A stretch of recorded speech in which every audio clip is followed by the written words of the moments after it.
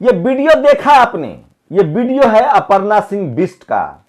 ये ठाकुर समाज से आती हैं और ये मुलायम सिंह की बहू हैं। मुलायम सिंह की जो दूसरी पत्नी थी गुप्ता, उनके बेटे हैं।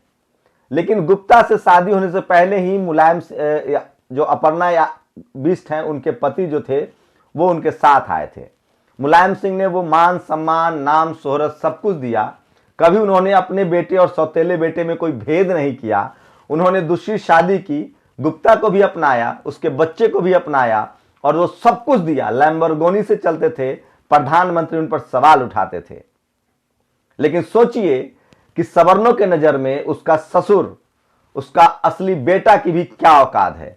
अपर्णा बिष्ट कह रहे कि मैं यादव हूं और यादव और ठाकुर एक साथ चलता है और आप इनको वोट दीजिए बीजेपी को। सोचिए, जो सवर्ण महिला अपने ससुराल को लात मार सकती है, मुझे पता नहीं एससी एसटी ओबीसी माइनॉरिटी के नेता कैसे लगता है कि सवर्ण उनको वोट करेगा। क्या आपको लगता है? लेकिन खबर इससे ज्यादा बड़ी है। पंजाब में शेड्यूल कास्ट के चन्नी साहब को सीएम बनाया गया। चुनाव सर पर है, बीजेपी ने उनके घर में रेड मरवा दिया है। उनके भतीजे को अवैध रेत खनन के मामले में भूपेंद्र सिंह को ईडी ने गिरफ्तार कर लिया है। चन्नी साहब को ईडी का नोटिस है और इसकी वजह जानते हैं क्यों? क्योंकि हम और आप इसके लिए जिम्मेदार हैं। इस देश में 3 बार का मुख्यमंत्री लालू यादव को भी जेल में सजा दिया जाता है। इस देश में बहुजनों के बड़े नेता जगदेव बाबू को सरेआम मार दिया जाता है। इसलिए जगदेव बाबू कहते हैं कि पहली पीढ़ी मरेगी, दूसरी पीढ़ी जेल जाएगी और तीसरी पीढ़ी राज करेगी। इस देश में मायावती हो, अखिलेश यादव हो, मुलायम सिंह यादव हो, शिबू सोरेन हो, लालू यादव हो, आपका कोई नेता हो, उसको कोई भी चोर बेईमान कह देता है। मीडिया उसको चोर बेईमान कहता है, कॉमेडियन उस पर कॉमेडी करता है और हम सब झेलते रहते हैं क्योंकि हमारे डीएनए में डेमोक्रेसी है और इसमें हम कोई गलत बात नहीं मानते हैं। लेकिन दिक्कत तब होती है जब इस देश की जातिवादी मनुवादी मीडिया उसको उसी तरह से लेती है। क्या इस देश के जितने सवर्ण समाज हैं, अंबानी, अडानी, माल्या, मोदी, वो सब क्या मजदूरी करके संपत्ति बनाए हैं? मैं फिर कह रहा हूं, इस देश का एक भी एससी एसटी ओबीसी माइनॉरिटी का नेता नहीं है जो 1000 करोड़ की संपत्ति का मालिक हो। इस देश में कोई एससी एसटी ओबीसी माइनॉरिटी नहीं है, मिनिस्टर हो चाहे किसी पार्टी में हो। बंडारू लक्ष्मण जो थे बीजेपी के राष्ट्रीय अध्यक्ष थे, मामूली से 5 लाख रुपए के लिए उनकी नौकरी पद भी चला गया, बदनाम भी हो गए। इस देश में रामविलास पासवान हो, चाहे लालू यादव हो, चाहे जीतनराम मांझी हो, आप सत्ता के कितने बड़े भी पैरोकार हो, चाहे नीतीश कुमार ही क्यों ना हो, एससी एसटी ओबीसी माइनॉरिटी की इतनी हैसियत नहीं है कि वो कोई बड़ा घोटाला कर ले। लेकिन इस देश में 1000 करोड़, 10,000 करोड़, 20,000 करोड़ लेकर बिजनेसमैन आराम से विदेश में चले जाते हैं और कोई उनके खिलाफ बात नहीं करता है। इसका मतलब ये नहीं कि यहाँ ईडी नहीं है, सीबीआई नहीं है, सब कुछ है, लेकिन वहां मनुवादी लोग बैठे हुए हैं। सवर्णों को पता है कि वो गोली चलाएगा, मार देगा तो भी वो बच जाएगा, वो भ्रष्टाचार करेगा तो भी बच जाएगा, क्योंकि पुलिस उसकी है, वकील उसका है, जज उसका है, सरकारें उसकी है। इस देश में कभी भी चन्नी मुख्यमंत्री हो जाए, लालू यादव मुख्यमंत्री हो जाए, लेकिन वो नहीं बच सकते हैं। अगर वो भ्रष्टाचार नहीं भी करेंगे तो भी फंसा दिए जाएंगे। इस देश में टीएन सेशन चुनाव आयोग एक ही बार ईमानदार हुआ जब लालू यादव को सत्ता से हटाना था। इस देश में आय से अधिक संपत्ति का केस सिर्फ मायावती पर चला, उनको बदनाम किया गया। इस देश में शिबू सोरेन के जेल में डाला गया, कहा गया कि उन्होंने पैसे लेकर वोट दिए, बाकी तो सब दूध के धुले हैं। इस देश में एक मुख्यमंत्री मधु कोरा को, क्योंकि वो आदिवासी है, जेल जाना पड़ता है। इस देश में आजम खान को जेल जाना पड़ता है। इस देश में कल शंभू को भी पत्रकारिता करने पर मार दिया जाएगा या जेल भेज दिया जाएगा। इस देश में अगर आप एससी एसटी ओबीसी माइनॉरिटी के हैं, आप सीएम हो जाइए, पीएम हो जाइए, आपके हिस्से में गाली आएगी, क्योंकि आपके पास मीडिया नहीं है, जुडिशियरी नहीं है, ब्यूरोक्रेसी नहीं है, कॉलेज यूनिवर्सिटी नहीं है, और सबसे बड़ी विडंबना है कि जो आपका नेता है वो सवर्णों के ही मकर जाल में फंसा रहता है। उसी के आसपास की उसकी लॉबी होती है, उसको जो समझाता है वो वही करता है, और नतीजा है कि आपके घर रेड पर रेड पड़ता है और जनता चुप रहती है।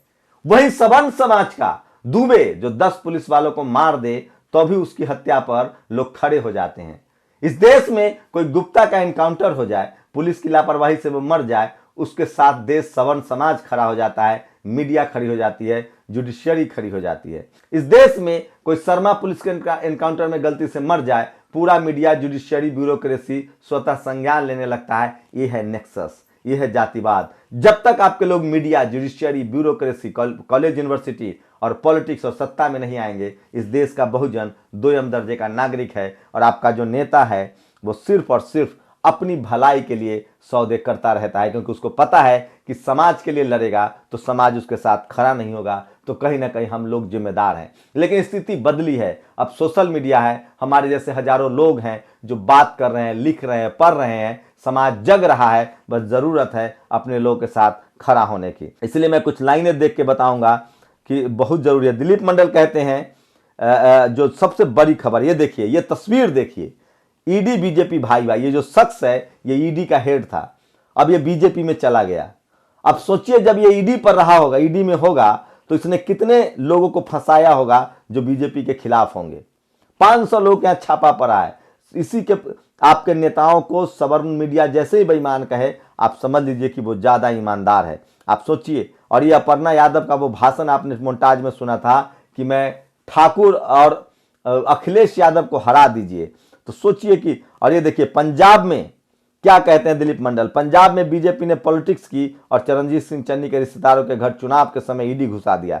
स्टालिन, ममता या ठाकरे वहां मुख्यमंत्री होते तो वे बीजेपी नेताओं के घर राज्य की पुलिस घुसा देते, उनकी किसी फैक्ट्री में पॉल्यूशन की जांच ही करा देते, भिड़ना पड़ता है। सोचिए किस तरह से महाराष्ट्र में जब चुनाव चल रहा था और जब शरद पवार के यहाँ पुलिस घुसाया गया, तो शरद पवार ने कहा था कि आ रहा हूं दिल्ली, देख लूंगा मोदी, क्योंकि उसके साथ मराठा समाज खड़ा है। बहुजनों के साथ बहुजनों को खड़ा होना होगा, नहीं तो आपको नेताओं को किसी भी तरह से प्रताड़ित किया जाएगा, मारा जाएगा। किस तरह से ये तस्वीरें हैं, तो मैं बार बार कह रहा हूं, सोचिए स्टालिन की सरकार है तमिलनाडु में, वहां एक गवर्नर को भेज दिया गया है, नीट पीजी की परीक्षा कैंसिल कर दी गई है क्योंकि उसमें 27% रिजर्वेशन लागू कर दिया गया है। अब ये परीक्षा बाद में होगा, कोरोना में चुनाव होगा लेकिन परीक्षा नहीं होगा। आकाश आनंद कहते हैं भाजपा सरकार में दलित अति पिछड़ों के आरक्षण को खत्म करने का काम कर रही है, सरकारी संस्थाओं का निजीकरण कर आरक्षण को व्यवस्था खत्म करने की साजिश की जा रही है, आदरणीय मायावती ने कहा है।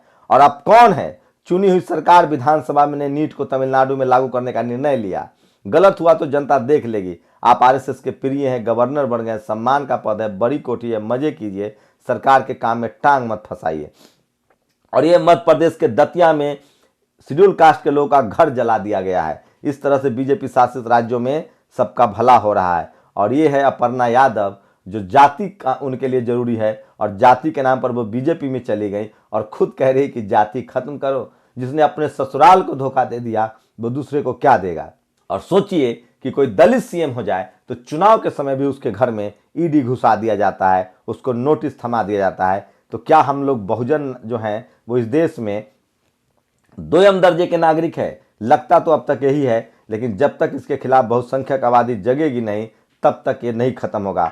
अमेरिका को भी माननी पड़ी जात पात की सच्चाई। ये लेख देखिए, अमेरिका को भी माननी पड़ी जात पात की सच्चाई। सोचिए जो सवर्ण अमेरिका जाता है वो जातिवाद कर रहा है तो वो भारत में पढ़ा। अब अमेरिका में कोई ठेला चला नहीं रहा है सवर्ण, वहाँ के तमाम यूनिवर्सिटी में, कॉलेज में डॉक्टर है, इंजीनियर है, प्रोफेसर है, वो जातिवाद नहीं छोड़ रहा है। मैं इसीलिए बार बार कहता हूं कि जो जितना पढ़ा लिखा सवर्ण है वो उतना महीन जातिवादी है, और जो पढ़ा लिखा बहुजन है वही जातिवाद से लड़ रहा है।